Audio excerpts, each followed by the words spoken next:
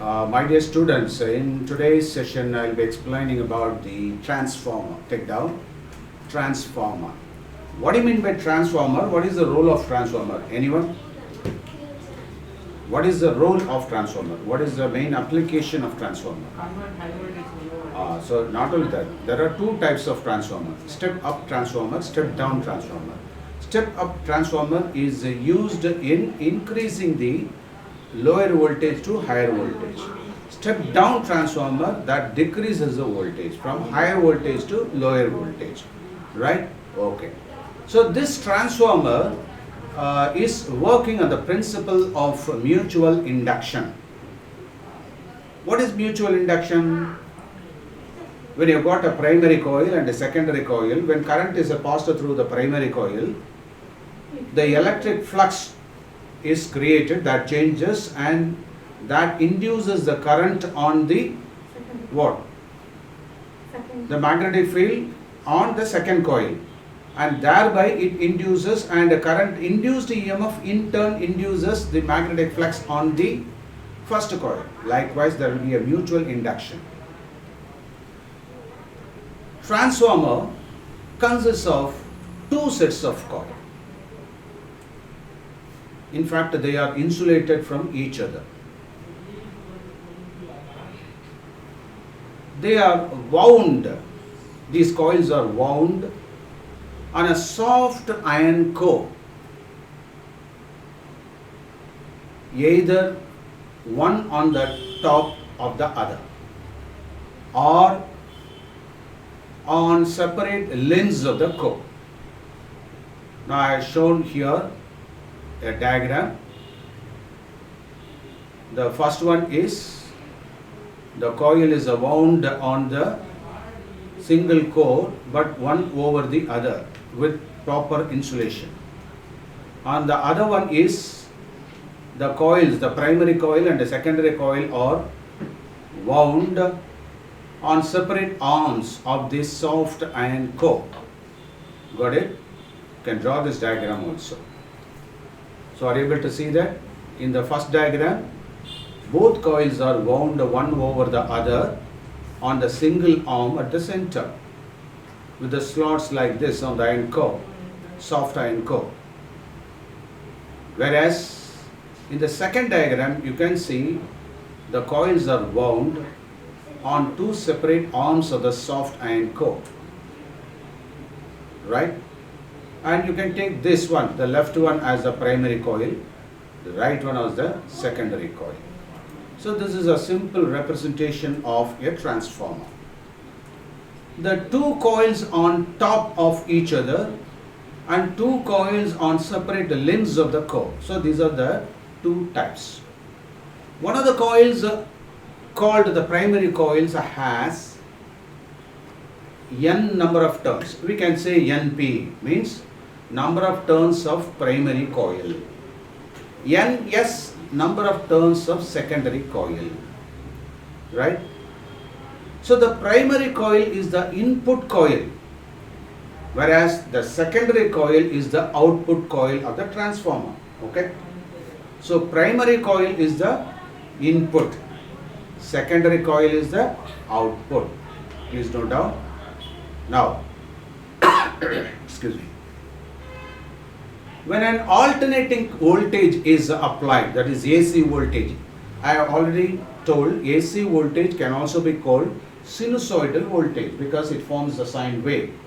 So sinusoidal voltage is applied to the primary coil. The resulting current produces an alternating magnetic flux which links the secondary coil and induces an EMF on the secondary coil. Got it? Okay? So that is the induced EMF on the secondary coil. Then the value of this EMF, depends on the number of turns of secondary coil. See, that is, I am the teacher, I am the primary coil, I am inducing my maximum learned that is the matter, that is the knowledge. So I am trying to transfer the knowledge, and thereby I am inducing my students. And can I say that is everyone has equal capabilities to accept the knowledge? No, that depends on the what all the secondary coils depend on what their number of turns, their extent of grasping power and previous set of knowledge. So similarly, the secondary coil, that depends on the number of turns of a secondary coil, and based on that these magnetic lines will be passing through the secondary coil. Got this point? And therefore it may vary based on the number of turns of secondary coil. Do you agree with me? Right. Now let us see, we have got already this Faraday's law of electromagnetic induction followed by the Lenz correction. So this induced EMF in the secondary coil is given by the expression that is minus Ns into d phi by dt. So since this Ns, that is secondary coil, is fixed, assuming that is a fixed constant, you can take outside the differentiation. So minus Ns into d phi by dt. What do you mean by phi? Anyone? Magnetic flux. So this induced EMF is dependent on the rate of change of magnetic flux, is it not? D phi by dt. And what about this minus? In fact, that is the Lenz correction that indicates the opposition of this induced EMF with respect to the flux changes. Okay, right. Now let us move to the next one. This secondary EMF, induced EMF, can be called the secondary voltage also, is it not? So we can replace Vs instead of Es. So we have Vs is equal to minus Ns into d phi by dt. Now as I already explained about the mutual inductance, the primary coil has induced some current, some EMF on the secondary coil. What I told you, the secondary, because of the secondary, the EMF influenced, that is induced on the secondary coil. Okay, now the current is passing through that, and this is responsible for inducing the that induction, okay, to the primary coil, and that is called Vp, is it not? That is EP or Vp. So what is that Vp? It is the induced EMF or induced voltage here on the primary coil. Got it? So Vp is equal to minus Np into d phi by dt. One point is very clear. See, the induced EMF is dependent on the number of turns of coil on the second one, the coil to be induced. It is not based on the inducing one, is it not?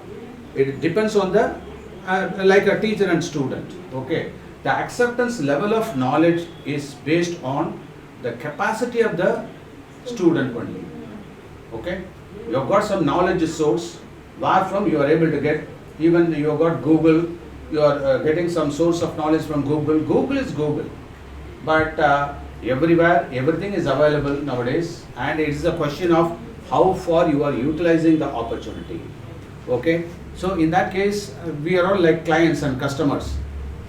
For example, we have got some car produced, okay, so we have got sophisticated car, we have purchased beautiful car, but after having purchased the car, if you are not able to drive it properly, you cannot blame the manufacturer, is it not? It is your fault that you are not able to, that is play or drive properly.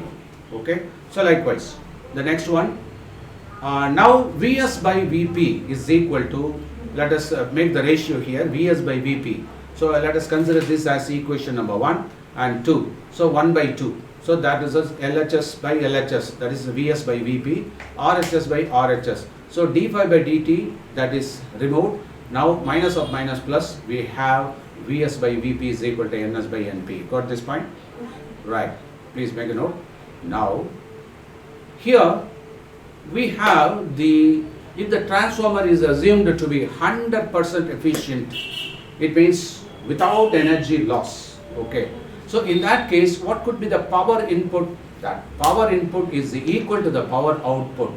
So in that case, you can say P is equal to IV. What is power? It is a product of current and voltage. So you can apply this. So in that case, you have, that is the IP VP. What is that? IP means what? Current in the primary. Current in the primary coil. VP, voltage, induced voltage in the primary coil. And what about IS? Current Induced current in the primary coil. What is VS? Induced voltage, secondary coil. Induced voltage in the secondary coil. Okay, got it? Right. Next. Now we can, that is bring this IS to the right side, left side. So IP by IS is equal to VS by VP. That is equal to NS by NP. Okay, this is a very important relation.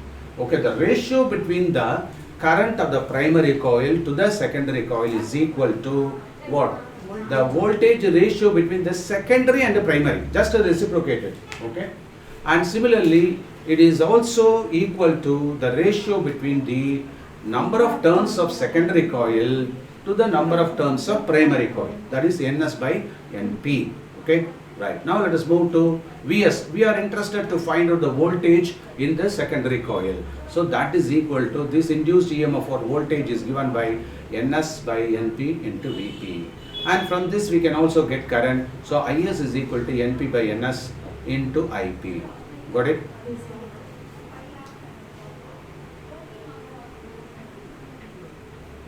Have you noted down? Right.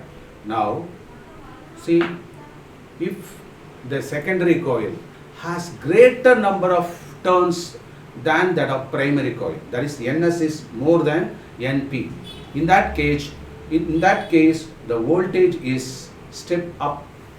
Okay, and that results, and this arrangement is called step up transformer. Are you able to follow? So secondary voltage is greater than the primary voltage, means what?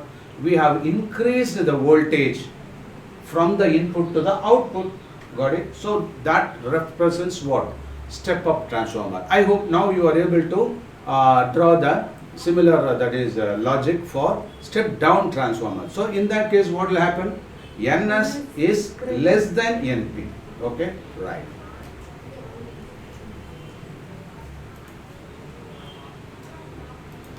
Is it clear?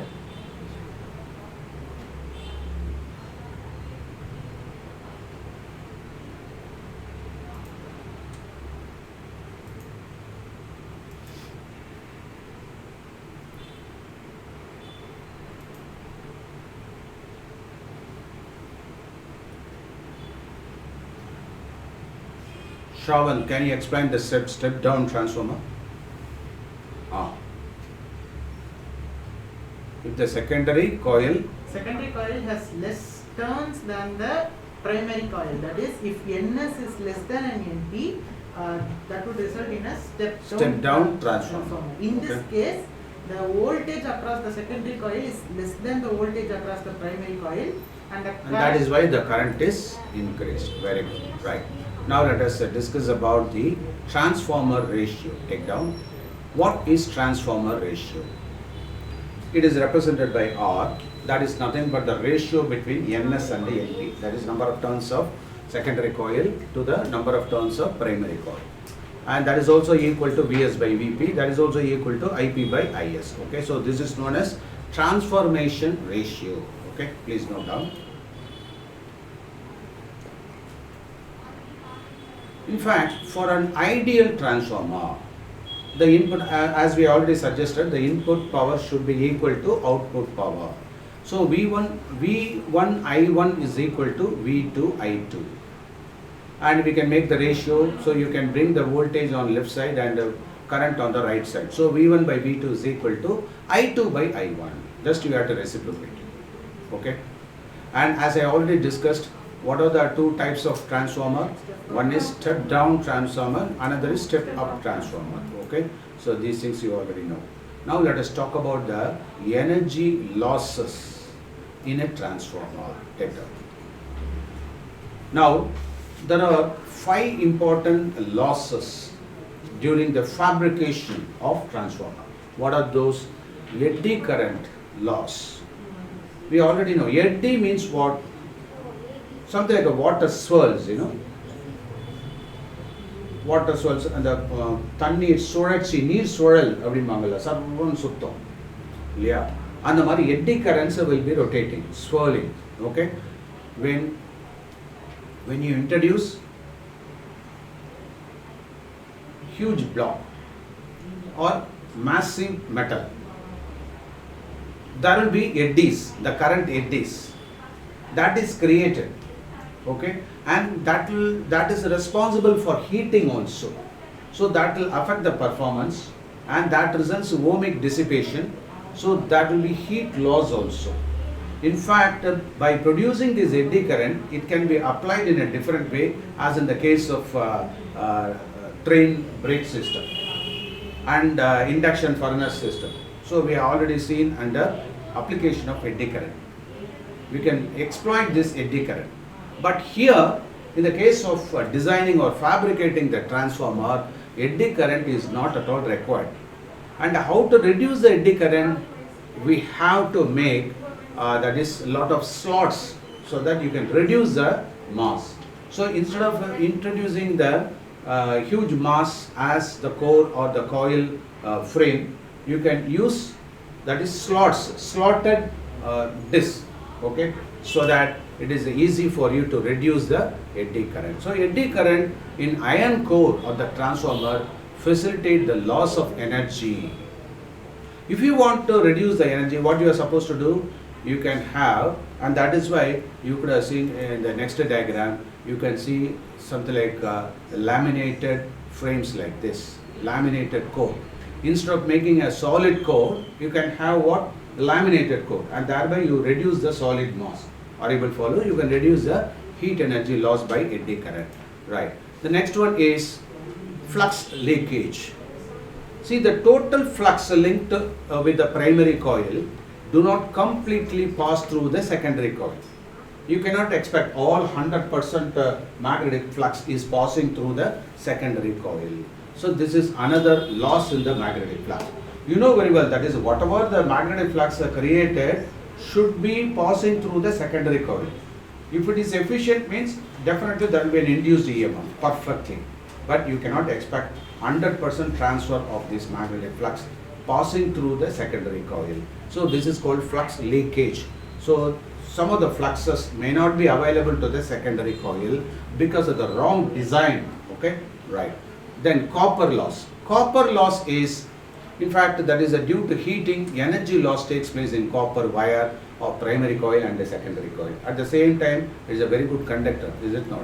Then hysteresis loss. So here the energy loss may take place sometimes because of the core of iron, that is it may get magnetized also. So there will be an energy loss taking place in magnetizing and demagnetizing of iron core. It is a wrongly given cap. Please change that core, COR. So in every cycle, so that has this is called hysteresis loss. And then humming loss. So sometimes the magneto restriction effect, it means that is that there will be some resistance or restriction to create the magnetic field by the magnetic flux. So this leads to set core in vibration. Okay, this core will get vibrated and that causes some humming noise. You could have seen this humming noise in most of the transformer. Have you ever noticed this? When you passed, have you ever seen any transformer installed in your place? In most of the places there are. When you go nearby that, you can see the humming sound also. In those days, the wall set radios were available. At that time, we used to get this humming voice also because of the transformer present in the radio receiver set. Okay, right. So these things will also a nuisance value, and there will be a loss by mechanical vibration. Okay, so these are the 5 energy losses in transformer, and by reducing this, we can improve the efficiency of the transformer. Okay. Now, what are the 5 losses of energy in a transformer? 1. Eddy current loss. 2. Flux leakage. 3. Copper loss. 4. Hysteresis loss. 5. Humming loss. Got it? Right. Good. Then, so I hope now you you should know about this, the purpose of using this laminated core. Okay, it will have various sheets and they are attached to each other, over which the coils are wound. Okay, you could have seen this kind of transformer also. I will show some pictures later. Then instantaneous value of alternating current, that is given by V is equal to NBA omega. What is N? Number of turns of coil. What is B? Magnetic field. A, what is that A? That is the area enveloped by the coil. Okay. So peak value of the current voltage is given by V naught is equal to VBA omega, where omega is equal to angular frequency that you know. Okay. Now this instantaneous current is given by, that is I is equal to I sin omega t, where I naught sin omega t, I naught, that is the maximum value of the current, is the peak value of the current, that is given by NBA omega divided by R. And what is our resistance? What is A? Area. What is omega? Frequency. Okay. And here the B and A, they are together called physical quantity, because magnetic field is there, area is there. So these are all measurable. And what about the unit? Their units are Weber, is it not? That is a SI unit. And here it is a Maxwell also. It is also in CGS unit is given by, what is that? Maxwell. And 1 Weber is equal to 10 power 8 Maxwell. Okay. But nowadays they use Weber units only. Okay. Right. So with this we have concluded alternate current, and please go through it very seriously and try to solve as many problems as you can based on the equations available. We will also discuss some more problems associated with the different equations in alternating current. Thank you very much for watching this video.